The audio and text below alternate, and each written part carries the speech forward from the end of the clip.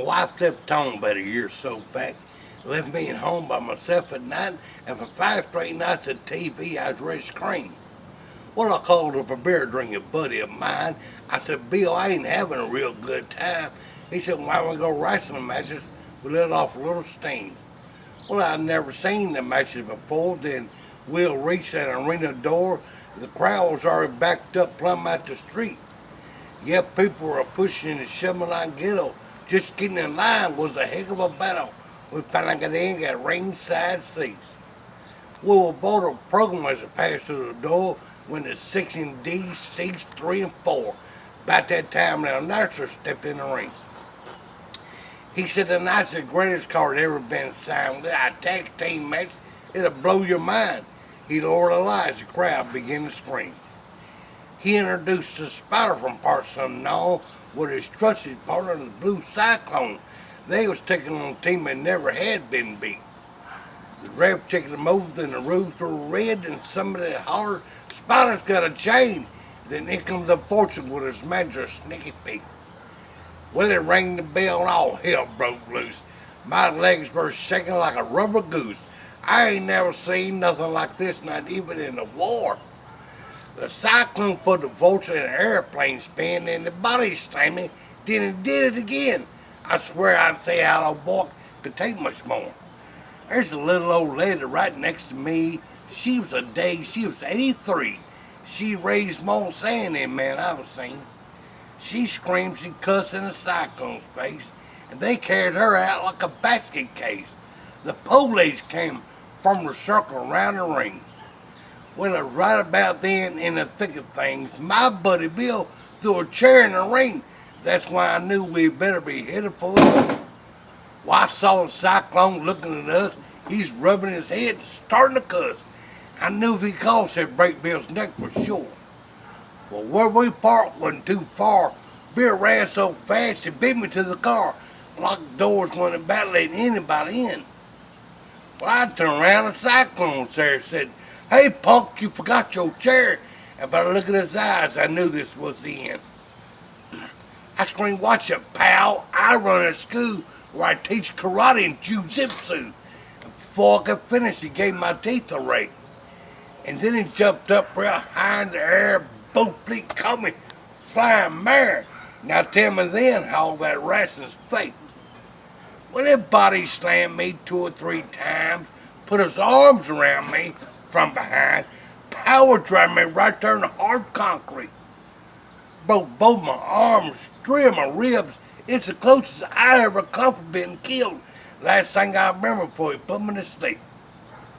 Well, I woke up in a hospital bed and stars were circling around my head, plastic casts, just about every bone. Well, the doctor said I'd be just fine. These things just take a little time.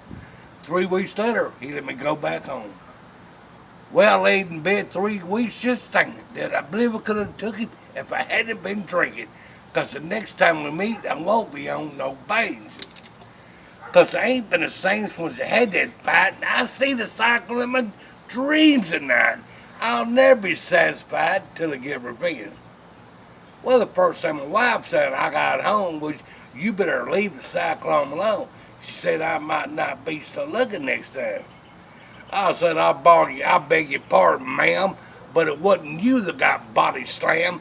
So I changed the subject and done made up my mind. Well, I called up Bill and I told him the plan. All Bill said was, right on, man. I'll do the same darn thing if it'd been me. It all happened so quick when that car door slammed. It must have broke something. The door like the jam. You was already down. He's gone time I got free. Bill said, since you think about taking them again, I know 2 boys that weigh 210. They'd wade through hell just to fight a circumcised. They both flip weights, you know they mean. 4 of us make a heck of a team. We might not win, but we're darn sure fight to a draw. Well, we talked it over, and Ed said they's winning. They'll stop at nothing. Sure as a kid, unless it's all, we'll back you as long as you want to fight.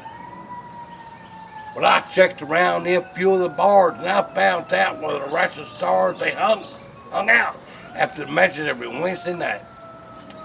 When I got there early in the following week, I got a table where I could see the street, waited for the blue cyclone hit the door.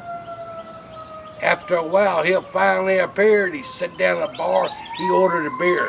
He barely took a sip before I stepped to the middle of the floor. Hey, yo, hey, Cyclone, you remember me? I'm the guy that you put to sleep. Only this time you can see I'm not alone. You see them two big dudes over there? Now, Cyclone looked and said, over where? And I turned around and looked, I'm a son of a gun, that's gone. Well, Cyclone looked at me and grinned and said, okay, punk, here we go again.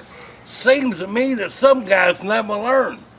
When he waded through them tables and chairs, put a full nail on me, grabbed my hair, threw me to the ground, I was starting to get concerned. Then came a garage judo chops. I was begging somebody to call the cops before Cyclone could commit a mortal crime. I believed the silent leap and heard that ambulance siren scream, because I'd be dead now if I hadn't got there on time. Next thing I remember, they was carrying me in. Doctor said, oh no, you again? I said, doctor, how long do you think's gonna be this time? He said, boy, if you don't leave the cyclone alone, one of these days you ain't going home. You'll need the undertaker's services, not mine.